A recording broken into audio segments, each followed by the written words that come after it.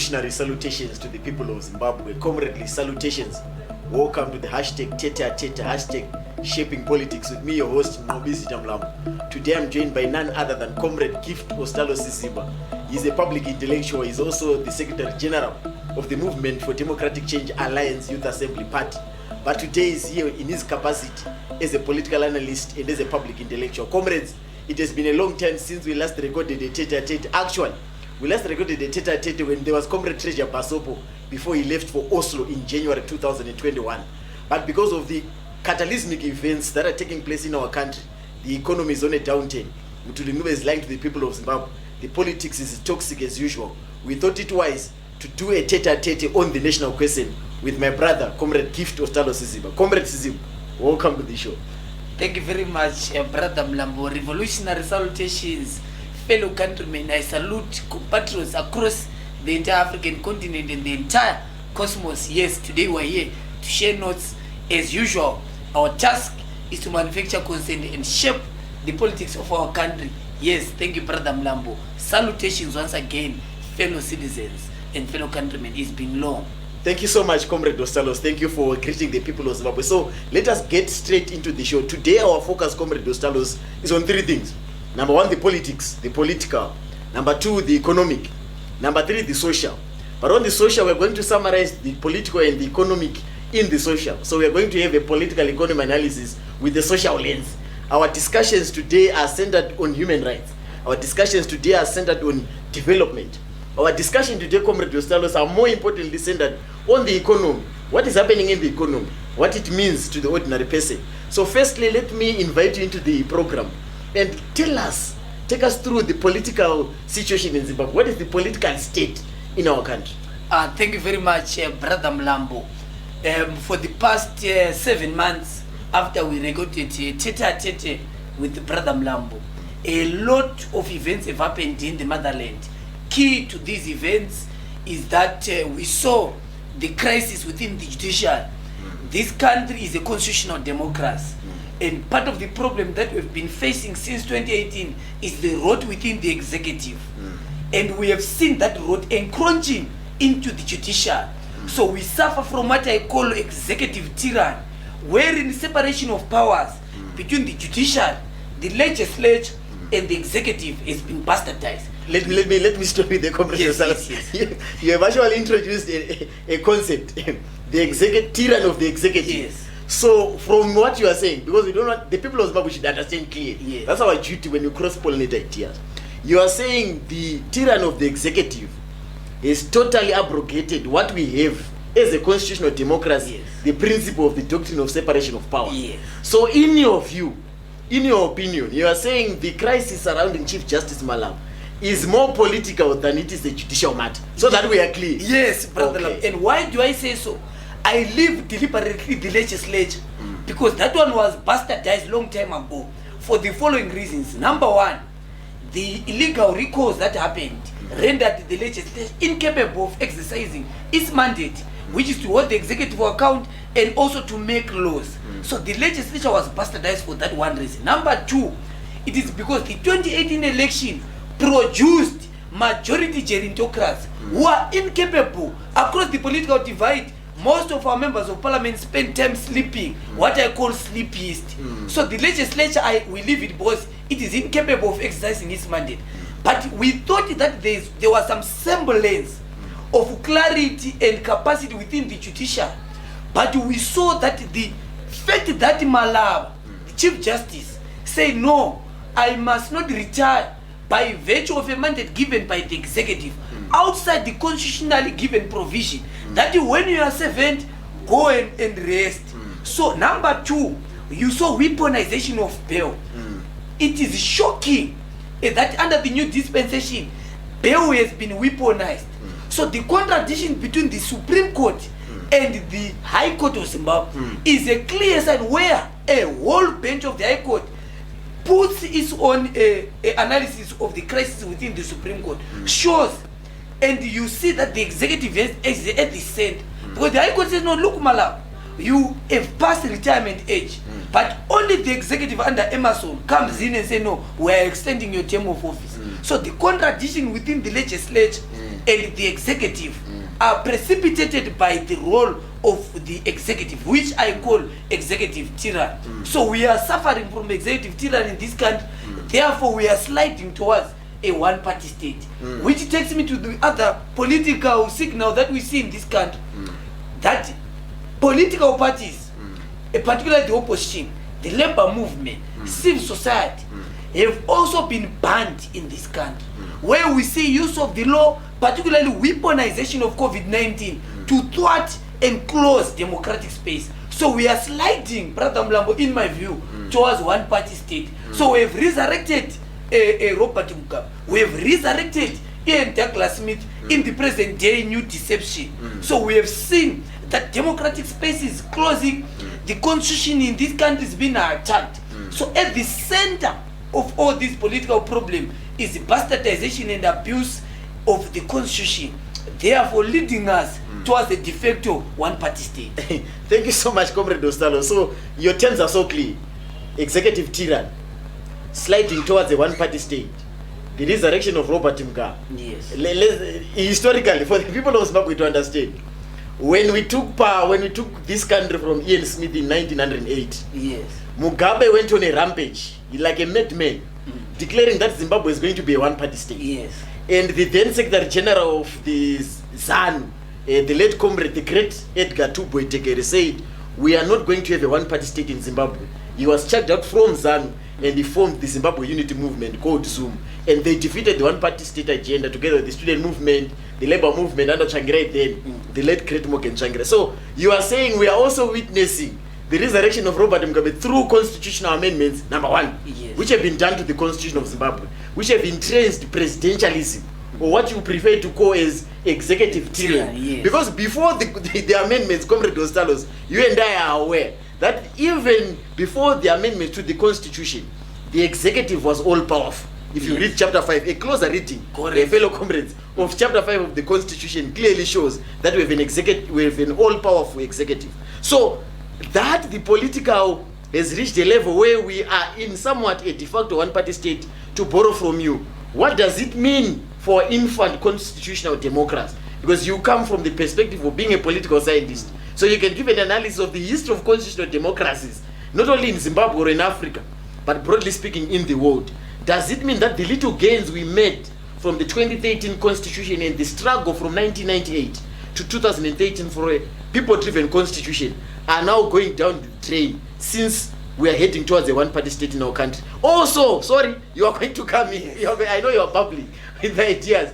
Also, bearing in mind that Douglas Monzora had a conversation at State House, and according to the Standard newspaper, this is not according to us, Yes. a respected newspaper, that one of his demands or his points of entry when he met the guy at State House at number 1 Chancellor Avenue was that by-elections and elections in general must be stopped, because open courts, Zimbabweans are fighting each other, closing court. Does that pose an existential crisis or an existential threat to Zimbabwe as a constitutional democracy? Does Douglas Monzora pose a threat to the constitutional republic? Thank you, Brother Mlam. Yes. You have touched very important historical developments in our motherland. So I will start about the developments that are happening in our country vis-a-vis Yes. the events by Douglas Monzora. In fact, fellow countrymen, our intention as revolutionary intellectual was not to have a conversation about this man, but because history now talks about people like Muzoreo. Yes. So I want you to Contextualize, understand how history is repeating itself in the present day Zimbabwe. So, hold on. So we are not discussing Monzora as a person. Yes. We are discussing Monzora as a historical necessity or innecessity. Yes. So that we are clear. Exactly. We are not discussing So, personality. so we want his to be role known in the history of So- destroying so, this Brother constitutional Mlam, Yes. when we formed, and I said this by participation as a student of history, Yes. in 1999, at the center of the political conversation in this country was the fact that Robert Mugabe wanted to create a one-party state. Yes. And the students' movement, the civil society and the church came together and said, we want a people-driven constitution. And this fight took decades, from 99 up to 2013. We then came up with the people-driven constitution. And people like Douglas Monzora were part and parcel of this process. Copa. And I want you to understand what is under threat. What is the existential threat by the activities of what happened in number 1 Chancellor Avenue 48 hours ago? At the center of our freedoms is the right to vote, Yes. the right to elect leaders. So Yes. the first was up to now, for over a year, Zimbabweans, in fact, more than 35 constituencies in this country have been denied of leadership. So ordinary people have been denied of leadership who can go and speak on their behalf in parliament because of illegal recourse. Save the legal debates. Supposedly they were done proper. They were supposed to be by-elections. Yes. So what is being bastardized is the sacrosanct right, which was not only advancing the post-independent Zimbabwe, but was at the center of the liberation project. One man, one What vote. was at the center of the national democratic revolution? One man, one were vote. two things: one man, one vote, and the right to land. Yes. So we have regressed, not only in terms of going back 2 decades in the era of Robert Mugabe, but we have gone back to the unilateral declaration of independence by Ian Douglas Smith, who says not a black man shall rule this country in 1,000 years. Yes. What he was saying, literally and metaphorically, was that a black man has lost the sacrosanct right to vote, which is the right to representation. So citizens up to this juncture have been denied representation in parliament. But not only that, Douglas Monzora and other troglodytes are arguing their finance. Mutuli Ncube, when he took over office, Yes. he clearly reflected contradictions within the elite in ZANU-PF. That on the other hand, ZANU-PF still wanted to masquerade as a Marxist-Leninist guerrilla movement. But Mutuli Ncube says, I want to pursue a private sector-led economy. Yes. So the first crisis we face is ideological. That sharp ideological contradictions and lack of clarity within government is reflected by one government's appointment to Ncube in the office. Because Mutuli So Ncube, it's an ideological contradiction. yes, he's an ideological contradiction himself. Okay. But more importantly, Mutuli Ncube is what I call history of, in fact, economics of repeating history. Okay. What is that? He wants to resurrect Gideon Kono. So what you are seeing, Mutuli Ncube, is the contradictions in the central bank, where Mutuli Ncube's agenda is to end up having money in Zimbabwe, a Zimbabwean dollar which is going to sign. That is his central strategic objective. So we are all victims or prisoners of Mutuli Ncube's agenda to have a Zimbabwean dollar, where John Iscariot Mangucha is going to be a signature. So what we see in the present day, Mutuli Ncube say we have a budget surplus of 9 billion. Yeah. And I greatly, with great respect, Brother Mlamba, I'm not an economics myself, I'm a political scientist. But I want to ask fundamental question. How did Mutuli Ncube say we have a budget surplus of 9 billion? He says for 2 reasons. One, fiscal consolidation. 2, macroeconomic stability. We can't talk about macroeconomic stability. One of its ingredients is employment creation. Yes. There are no jobs. In fact, you and me, Brother Mlamba, we have a blessing of working, including the journalist who is recording this. We wake up at the blessing of an empty stomach and a jobless existence. Yes. So more than 90% of Zimbabweans are unemployed, majority of them being young people. So you can't talk about macroeconomic stability. Yes. Number 2, public service delivery in this country is on the decline, as you say. So we can't be talking about budget surplus, Brother Mlamba. So Mutuli Ncube has created fictitious numbers to please the IMF, and to please the Bretton Woods institutions. Yes. That is, there is stability in the economy. Yes, an That is, there is ideological domestic contradiction. confidence. Yes. Zimbabweans, if there was confidence, Brother Mlamba, Yes. me and you would have devoted our little dollars in brick and mortar buildings called the bank. Yes. But Zimbabweans trust their mattresses than they trust the bank. So Yes. we can't be talking about domestic trust under Mutuli Ncube and ZANU-PF. So these sharp contradictions in the economy are what I call created fictitious, ruthless growth. Thank you so which much. is fake in my Thank you so much. You said you are not an economist, but you are a citizen and a responsible intellectual. What you have done is to provide a characterization of the nature of growth, fellow citizens. Growth can be ruthless, as Comrade Dostalos has said. Growth can be ruthless. It cannot have roots. Growth can be futureless. Growth can be jobless. And it is clear that the growth that Professor Ncube is celebrating is quantitative in nature. It is not qualitative, because the people of Zimbabwe cannot relate with the growth when they look at the human development indicators. Yes. that can make them lead sustainable livelihoods. So your healthcare, your education, your jobs that you are talking about. Which brings me, no, can you wait? Which brings me to the next component of our conversation. Still on the economy. Teachers under the Amalgamated Rural Teachers Union of Zimbabwe were demonstrating at the recently launched Neanda statue, arguing that their salaries are not above the poverty datum line, which is, according to the Zimbabwe National Statistical Agency, these are not our figures, these are the figures of a government institute, that a household of 5 must at least have 48,000 RTGS dollars a month in order for them to lead a sustainable life. So where is the budget surplus money going if he cannot reinvest it into paying teachers, doctors, nurses and other civil servants sustainable wages or salaries in line with the International Labour Organization's decent worker agenda, of which Zimbabwe, Comrade Salos, is a party to. Number 2, number 2, we are going to talk about job creation. Because in the National Development Strategy 1, the minister Ngube says his plan is to create 465,000 jobs. I want you to touch on that in the context, because we're talking about economics, but economics must have a human face. So we're going to socialize economics in the context of demolitions that we are witnessing in Harare metropolitan province. If you say you're going to create 465,000 jobs, but at the same time you tear down, you finance the tearing down of centers of livelihoods where people are employed informally to lead sustainable lives, what do you really mean? So what is Mthuli Ncube trying to tell the people of Zimbabwe? Is he sincere? So Mthuli Ncube is not only just insincere. Mthuli Ncube is a madman. And why do I say so? You gave reference to the 48,000 referred by government institution ZimStars. And when you break it down, you need at least 1,000 plus RTGS to survive a day in Zimbabwe. And the current challenge, we will use civil service, because you gave reference to teachers under the banner of the Revolutionary Amalgamated Rural Teachers Union of Zimbabwe. So teachers are earning a salary below, in fact far below the poverty datum line. Not only teachers, but police officers, soldiers, government bureaucrats. And I want you to understand, as well as talking about socializing the economy, the effects of this on social service delivered and a government bureaucratic work. So if you realize that if you get 1,000 RTGS to survive, plus 1,000 RTGS to survive a day, this is money, brother Mlam, to break it down for ordinary people in Zimbabwe. This is the amount of money that you need to have sufficient energy to work a day. And I want you to understand the effects of not having that.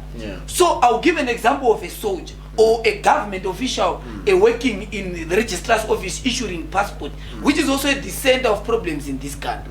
You need at least 2,100 calories, brother Mlam, to work a day. So when you don't get those, the challenge is malnutrition. So you become ineffective. So when you go to registrar's office and you see an employee sleeping or putting their shoes on top of the table, is the problem of that they don't have sufficient calories, which is the result of bad economics. You get the sense. So this is the challenge of having a salary below the poverty datum line. So when you see a soldier parading in the initiative of a statue, but a soldier is fainting, a soldier is falling within just a 10 minutes parade, it's because of malnutrition. He doesn't have the sufficient calories, 2,100 calories that you need to go and parade in front of Mpiana. So these are the challenges that we face in the motherland.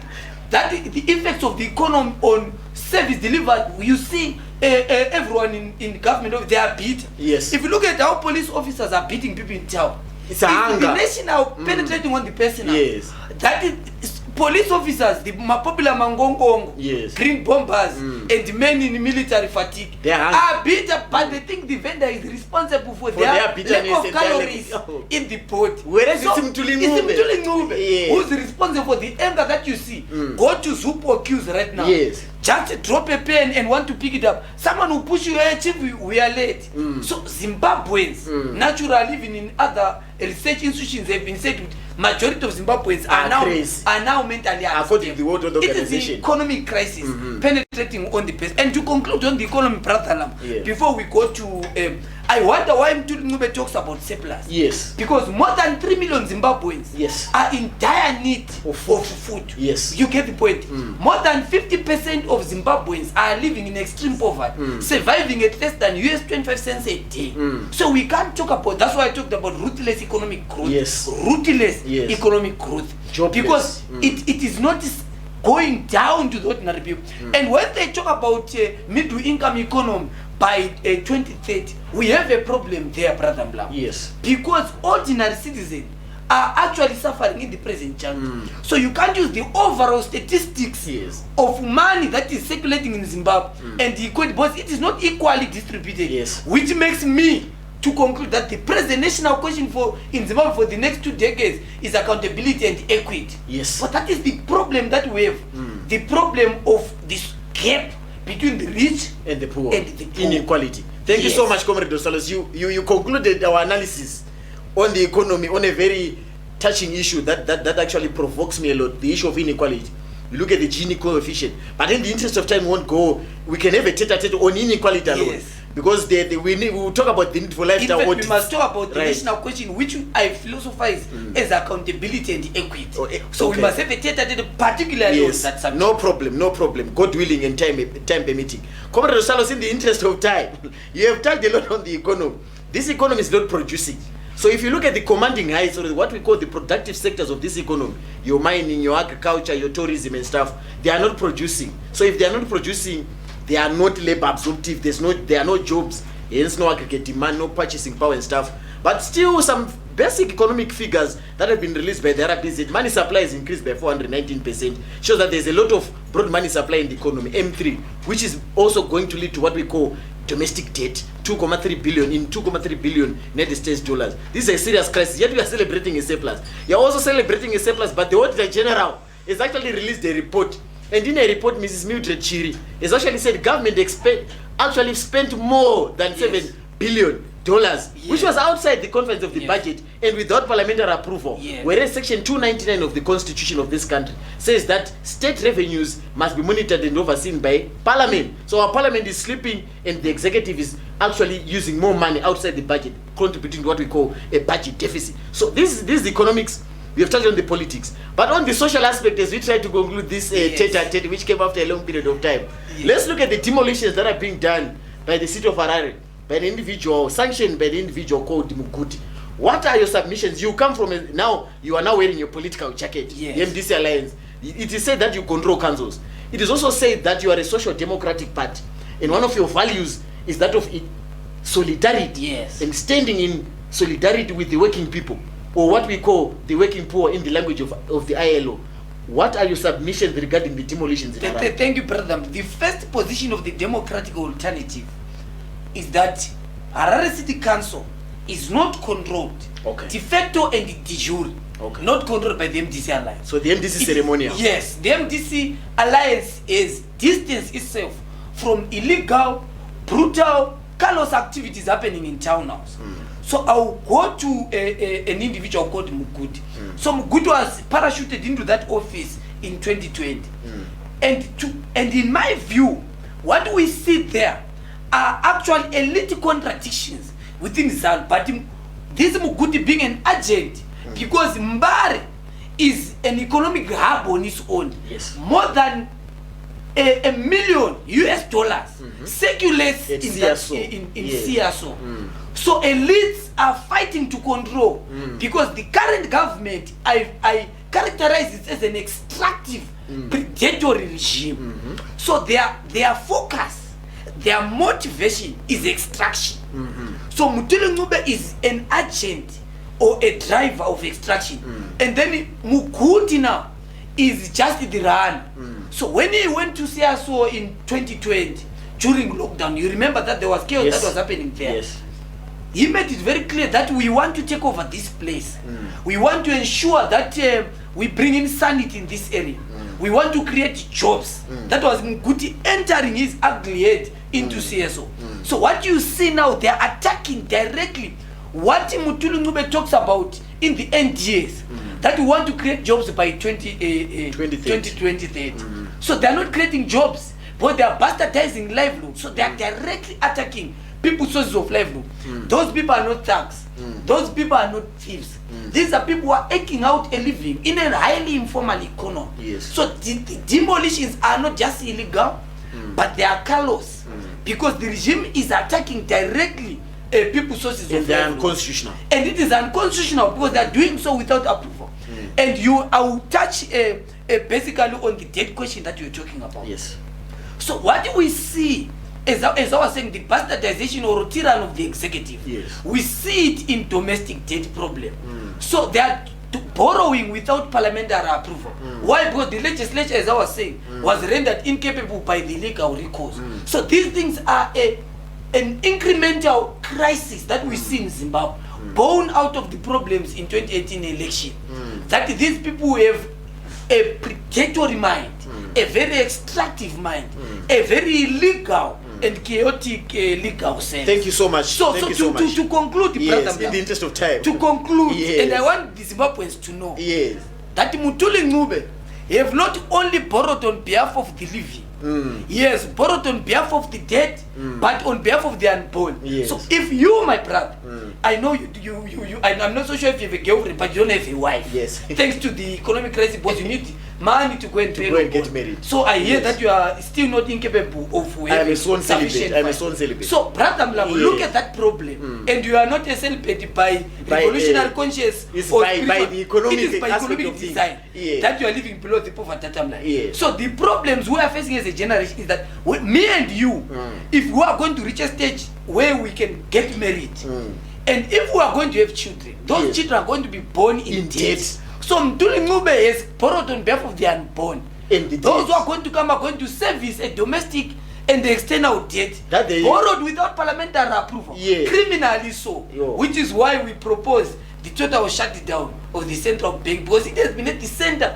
of criminal activities in this country. Thank you so much, Comrade Ostalos. We are calling, according to him, for the total shutdown of the Apex Bank, because it has been at the center of predatory politics, of quasi-fiscal activities, Yes. macroeconomic instability, a ballooning debt crisis in our country. We have touched on non-performing loans and stuff like that. But time, as always, is a jealous. But Comrade Ostalos, we can't conclude this tete-a-tete without talking about what the alternative is offering. Yes. Under the able leadership of Nelson, the Igu Chamisa. Yes. He's the Igu because of his vision. So we now call him the Igu. What is the alternative offering before we conclude, Comrade Ostalos? Thank you very much. I'm very happy to speak about the alternative under Advocate Nelson Chamisa, the people's before NNLs. Yes, as the alternative, Brother Mlambo, we articulated the alternative under our smart policy blueprint. And when we articulated the same, critics or regime troglodytes thought it was just a dream, but it was Igu's view Yes. of what the future must look like. So this is what we propose, Brother Mlambo, that the leadership of Wamba Diawamba, or the Igu as you have Yes. framed him in the present juncture going forward, Yes. is that first we must deal with endemic corruption in this country. The 7 heights of corruption in this country are in fuel, in government packaging, in health, Agriculture, command agriculture. So the first thing we must be able to deal with is corruption. Yes. Number 2, Brother Mlam, is to we propose a creation of $100 billion economy in 10 years. Okay. We deal with macroeconomic stability. We deal with fiscal legroom of Zimbabwe's financial sector. We deal with, more important, under Nelson Chamisa, is restoration Of the of social the broken down social contract. Because the people of Zimbabwe, both online and in the physical space of this country, the four corners of this country, trust Advocate Nelson Chamisa as the legitimate leader to take us forward.